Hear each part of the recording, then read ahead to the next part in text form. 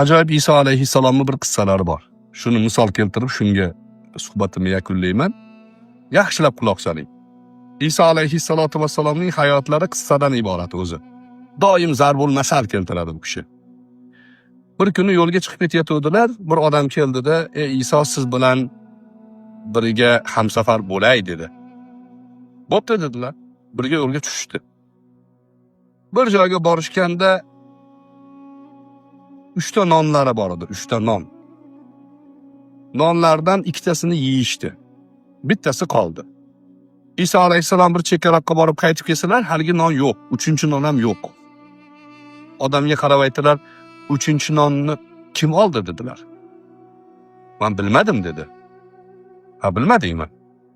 Bo'ldi, mayli, ketdik" dedilar, yo'lga tushdi. Yo'lda ketishayotdi, ikkita kiyik bolasi oldilariga kelib qoldi. Iso alayhissalom kiyikning bolasini chaqirdilar. Sakrab kiyikning bolasi keldi. Uni so'yib, go'shtini pishirdilar, birga yeyishdi.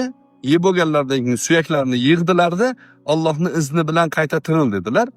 Kiyik qaytadan tirilib, yana jonlanib ketdi. Iso alayhissalom hamrohlariga qaradilar. "Ko'rdingmi buni?" dedilar. "Ha, ko'rdim.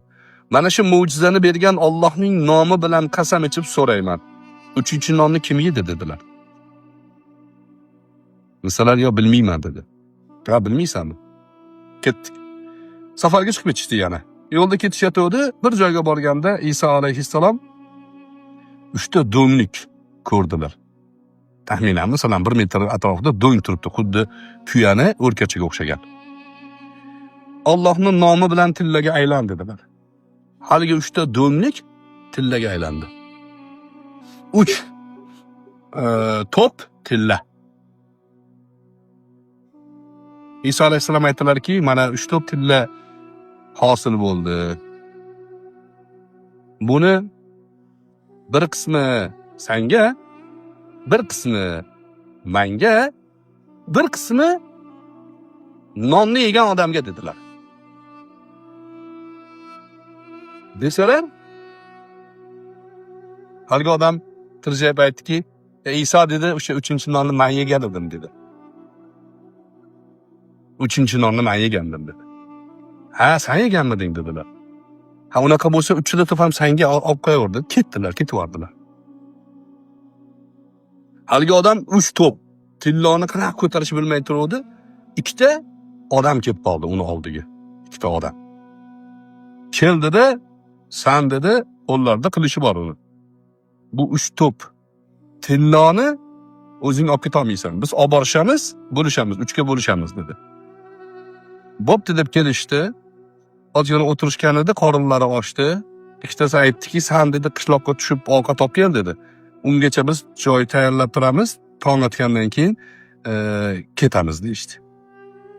Ikkitasi qoldi, bittasi qishloqqa tushib ketdi. Qishloqqa tushib ketayotgan, ovqat olgani ketgan, qolgan ikkitasi bir-biriga aytdiki, "Menga qara" dedi. "O'zi 3 top" dedi. "Nima qilamiz aningga berib 2ga bo'lib qo'ya qolaylik" dedi. "U kelsa" dedi, "uni o'ldiramiz" deydi. Ikkalasi maqsadni bir joyga qo'yib poylab turishdi. Haligi odam ovqatni olib keldi. Ular poylab turib orqasidan kelib tosh bilan bit turib ana uni o'ldirishdi. Qishloqdan ovqat olib kelgan. 3 top tilla 2 kishiga qoldi. O'tirib olishib, endi xursand bo'lib ovqatni yeyishni boshlashdi. Ovqatni yeb bo'lganlaridan keyin tomoqlari tiqilib, ko'zlari qorayib, og'zi burnlaridan qon kelib, ikkalasi ham o'ldi. Ana u ham ovqatni zaharlab kelgan ekan. U ham 2ga emas, 1ga bo'lib qo'ya qolay degan rejasi bo'lgan ekan.